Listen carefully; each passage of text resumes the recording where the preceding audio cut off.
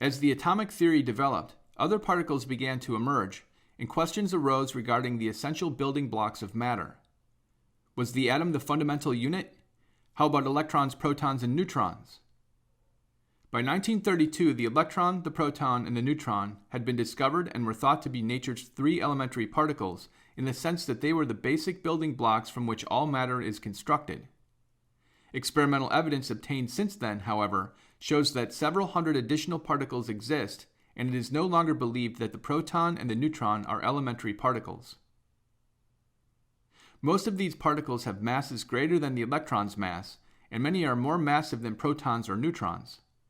Most of the new particles are unstable and decay in times between about 10 to the minus 6 and 10 to the minus 23 seconds. Often, new particles are produced by accelerating protons or electrons to high energies and letting them collide with a target nucleus. For example, here we show a collision between an energetic proton, meaning one that is moving and has kinetic energy, and a stationary proton. If the incoming proton has sufficient energy, the collision produces an entirely new particle, the electrically neutral pion, or pi0 particle. The pi0 particle lives for only 8.4 times 10 to the negative 17 seconds before it decays into 2 gamma-ray photons. Since the pion did not exist before the collision, it was created from part of the incident proton's energy. Because a new particle such as the neutral pion is often created from energy, it is customary to report the mass of the particle in terms of its equivalent rest energy. Often, energy units of MeV are used. For instance, detailed analyses of experiments reveal that the mass of the pi0 particle is equivalent to a rest energy of about 135 million eV. For comparison, the more massive proton has a rest energy of 938.3 million eV. Analyses of experiments also provide the electric charge and other properties of particles created in high-energy collisions. Particle physics is a vast field, and there are hundreds of particles to explore. However, we will only highlight some of the more significant discoveries. We'll begin with particles we have already encountered in beta plus and beta minus decay. In these decay processes, the parent nuclei disintegrate into daughter nuclei and a beta plus or a beta minus particle. In 1930, Wolfgang Pauli suggested that a particle called the neutrino, now known as the electron neutrino, should accompany the beta decay of a radioactive nucleus. The neutrino has no electric charge, has a very small mass, a tiny fraction of the mass of an electron, and travels at speeds approaching but less than the speed of light. Neutrinos were finally discovered in 1956. Today, neutrinos are created in abundance in nuclear reactors and particle accelerators and are thought to be plentiful in the universe. In beta plus decay, we encountered the beta plus particle, which, not to be confused with the proton, is the antiparticle of the electron. Consider the electron. It has a mass of 9.1 times 10 to the negative 31 kilograms and a charge, E. An antiparticle has the same mass as the particle, but opposite charge, or magnetic moment relative to the spin. The electron's antiparticle is the positron, where the name is a contraction for positive electron. It has the same mass as the electron and opposite charge. The beta plus particle is a positron. The positron was discovered in 1932. A collision between a positron and an electron is likely to annihilate both particles, converting them into electromagnetic energy in the form of gamma rays. For this reason, positrons never coexist with ordinary matter for any appreciable length of time. The mutual annihilation of a positron and an electron lies at the heart of an important medical diagnostic technique known as the PET scan, where PET stands for positron emission tomography.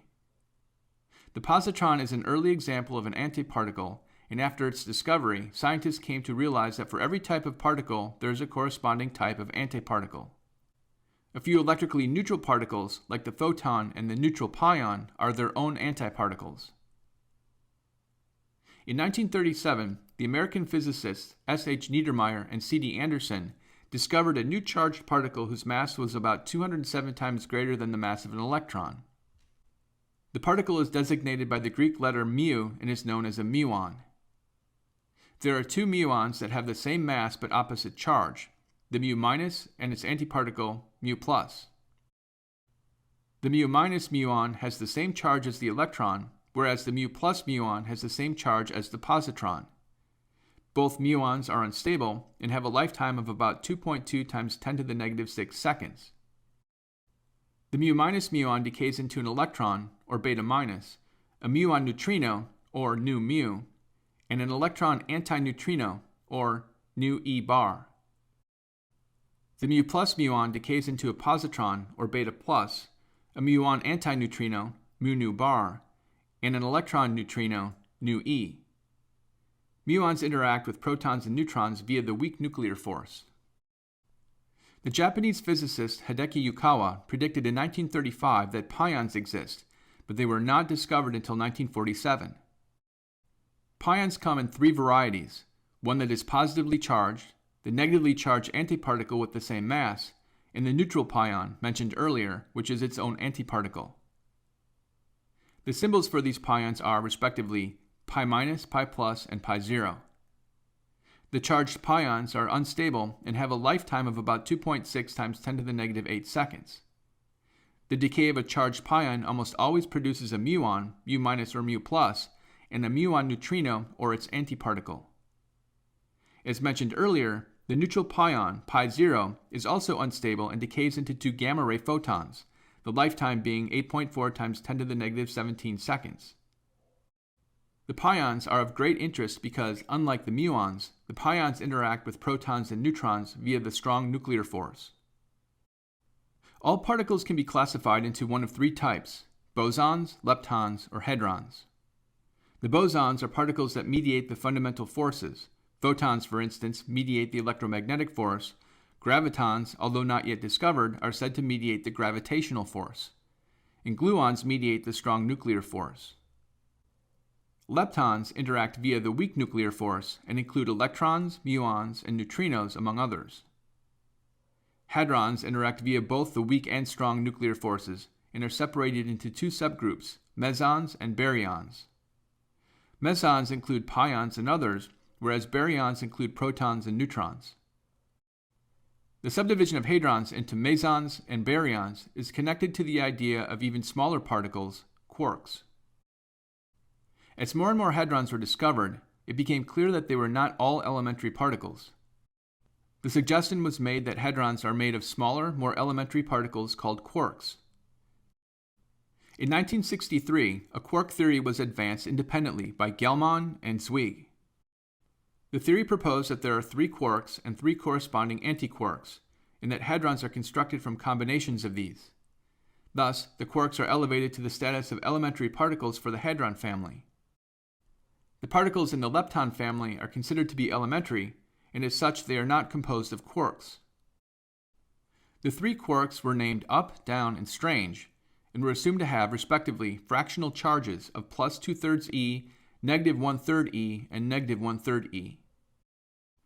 In other words, a quark possesses a charge magnitude smaller than that of the electron, which has a charge of negative e.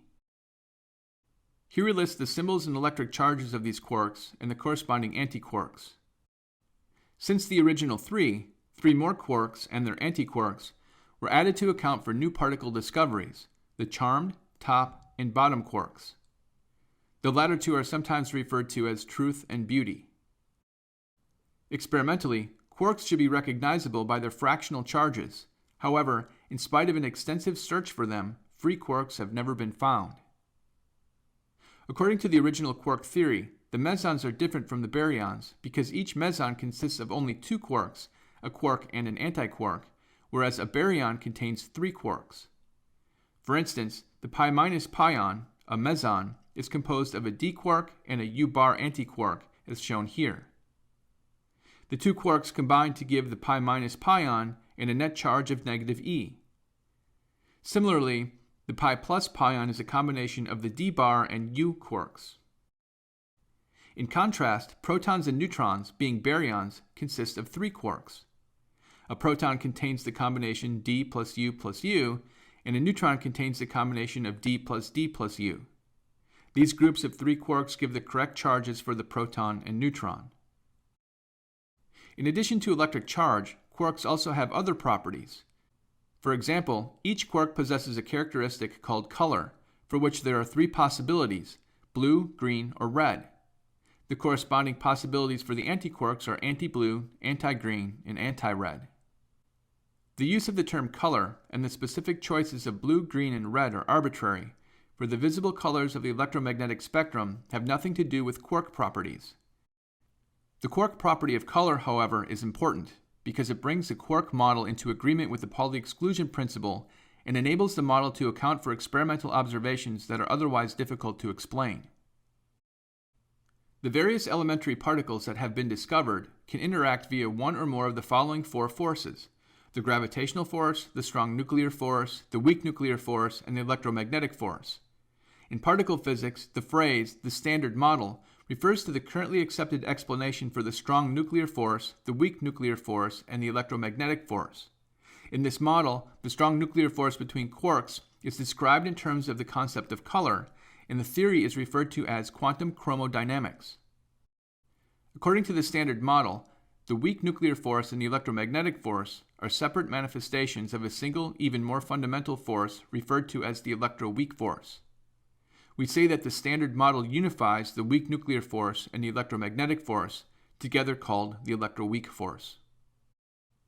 In the standard model, our understanding of the building blocks of matter follows a hierarchical pattern. Molecules, such as water and glucose, are composed of atoms.